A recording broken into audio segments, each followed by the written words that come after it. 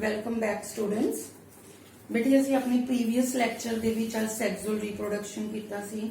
ਏਸੈਕਸੁਅਲ and sexual reproduction ਦੇ ਵਿੱਚ difference ਕੀਤਾ ਸੀਗਾ। ਫਿਰ ਮੈਂ ਤੁਹਾਨੂੰ ਦੱਸਿਆ ਸੀਗਾ ਕਿ ਜਿਵੇਂ ਅਸੀਂ ਪਹਿਲਾਂ ਲੈਕਚਰ ਵਿੱਚ ਕੀਤਾ ਆ ਕਿ ਲਾਈਫ ਸਪੈਨ ਕੀ ਹੁੰਦਾ ਆ period from birth till natural death that is known as life span.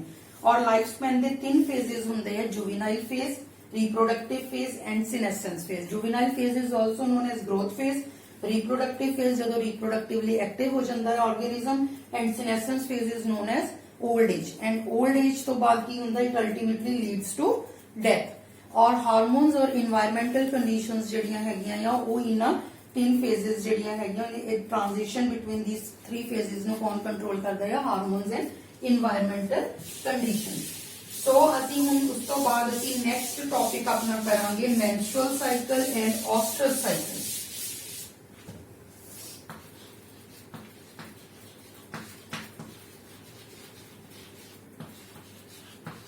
Menstrual cycle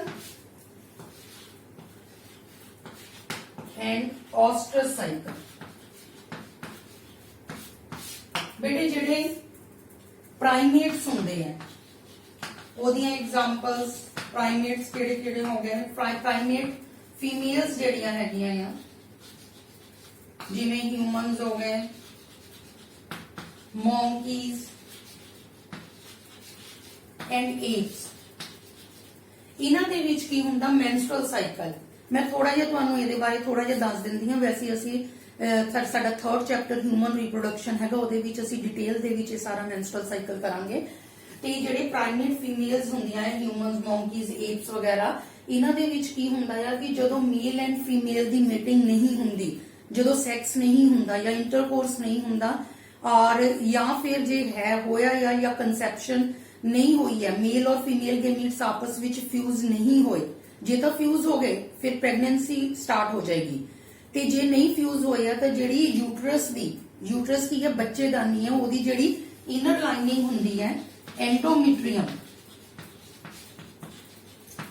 वो शेड ऑफ हो जाती है। वो मेंस्ट्रुअल फ्लो दे नाल जिहड़ा ब्लड हैगा आ ओदे नाल फीमेल दी बॉडी तो बाहर आ जाती है, उन्होंने असीं मेंस्ट्रुअल साइकिल कहते हैं।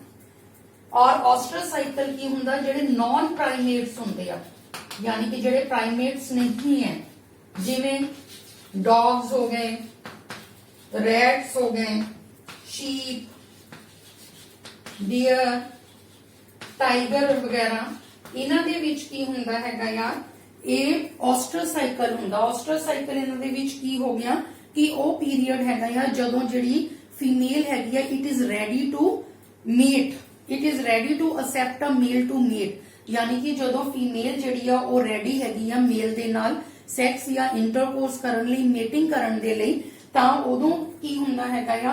और जे कंसैप्शन नहीं होई, आपस विच मेल एंड फीमेल गैमीट्स नहीं बने, तां की होएगा कि जिहड़ी यूट्रस दी अंदरली लाइनिंग मैं तुहानूं दस्सिया सी जिन्हों एंडोमेट्रियम कहंदे हैगे आ, वो रिजॉर्ब हो जाएगी। वो नहीं जिवें मेंस्ट्रुअल साइकिल विच तां ब्लड फ्लो दे नाल बाहर आ जांदी है, वो नहीं होएगी, रिजॉर्ब हो जाएगी, उन्होंने असीं ऑस्ट्रस साइकिल कहते हैं। सो बेटे ये तो हो गया menstrual cycle and oestrus cycle बारे थोड़ा जिहा। हुण असीं अगला जिहड़ा हैगा है अपना टॉपिक करांगे सीजनल ब्रीडर्स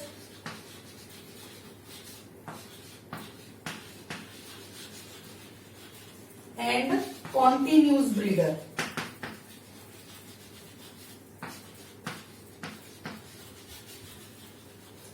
सीजनल ब्रीडर्स किहड़े हुंदे आ?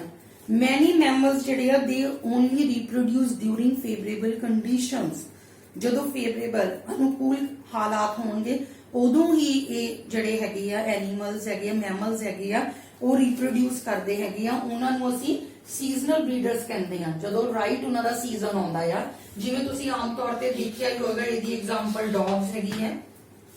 और कॉन्टिन्यूअस ब्रीडर्स किहड़े हुंदे आ? Many mammals they are reproductively active throughout the year, सारा साल रिप्रोडक्टिवली एक्टिव हुंदे आ, उन्हां नूं असीं की कहंदे आ? कॉन्टिन्यूअस ब्रीडर्स कहंदे आ। इहदी असीं एग्जांपल जिहड़ी हैगी आ वो ह्यूमन्स ले सकते हैं। आई होप बेटे तुहानू अज का लैक्चर समझ आ गया होगा।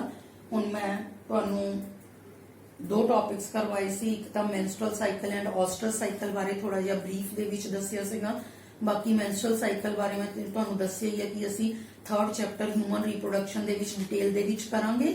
And then comes the another topic seasonal breeders and continuous breeders. ਜਿਹੜੇ ਸੀਜ਼ਨ ਡਿਊਰਿੰਗ ਫੇਵਰੇਬਲ ਕੰਡੀਸ਼ਨ ਸੀ, ਜਿਹੜੇ ਹੈਗੇ ਆ ਰੀਪਰੋਡਕਟਿਵਲੀ ਐਕਟਿਵ ਹੁੰਦੇ ਆ, ਉਹਦੀ ਐਗਜ਼ਾਮਪਲ ਡੌਗਸ ਹੈ।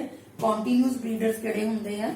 ਮੈਨੀ mammals they are reproductively active throughout the year, ਸਾਰਾ ਸਾਲ ਉਹ reproductively active ਰਹਿੰਦੇ ਹੈਗੇ ਆ, ਉਹਨਾਂ ਨੂੰ ਅਸੀਂ continuous breeders ਕਹਿੰਦੇ ਆ।